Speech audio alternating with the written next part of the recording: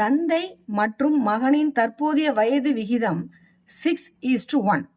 5 ஆண்டுகளுக்கு பிறகு இவர்களின் வயது விகிதம் 7:2. 5 ஆண்டுகளுக்கு பிறகு இவர்களின் வயது, அதாவது தந்தை மகனின் வயது விகிதம் என்ன ஆகுது? 7:2. அப்ப மகனின் தற்போதைய வயது என்னன்றதுதான் கொஸ்டின். அப்ப நம்ம என்ன எடுத்துக்கலாம் அப்படின்னா, தந்தை 6, அப்ப இதை 6x எடுத்துக்கிறோம் தந்தைய. மகன் 1 into x என்னது? x. தந்தைய 6x எடுத்துக்கிறோம், மகனை x எடுத்துக்கிறோம். இப்ப 5 ஆண்டுகளுக்கு பிறகு, பிறகுன்னு வந்தாலே என்னது? பிளஸ் தான். அப்ப 6x plus 5 எடுத்துக்கலாம். அப்ப இதை x plus 5 எடுத்துக்கலாம். மகனை x plus 5 எடுத்துக்கலாம், தந்தைய 6x plus 5 எடுத்துக்கலாம். அப்ப therefore 6x plus 5 divided x plus 5 equal to இந்த 7 divided 2. இப்போ இதை cross multiplication பண்ணா என்ன வரும்?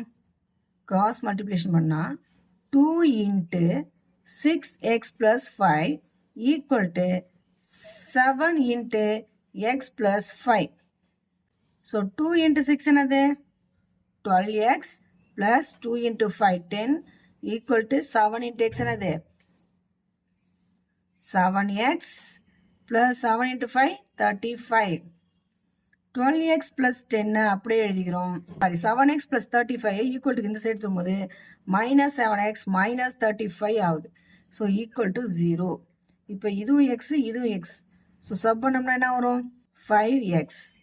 10 minus 30 minus 25 equal to 0. இப்போ 5x அப்படியே எழுதிக்கிறோம். minus 25 equal to அந்த சைடு கொண்டு போகுது plus 25 மாறும். So 1 5s are 5, 5 5s are 25. So x equal to 5. எக்ஸோட வேல்யூ என்னது? 5. எக்ஸ்ன்றது யாரு? மகன். எக்ஸ்ன்றது யாரு? மகன். மகனை தான் நம்ம வந்து எக்ஸ்ன்னு எடுத்துக்கிட்டோம். அப்ப மகனின் தற்போதைய வயது என்ன? 5.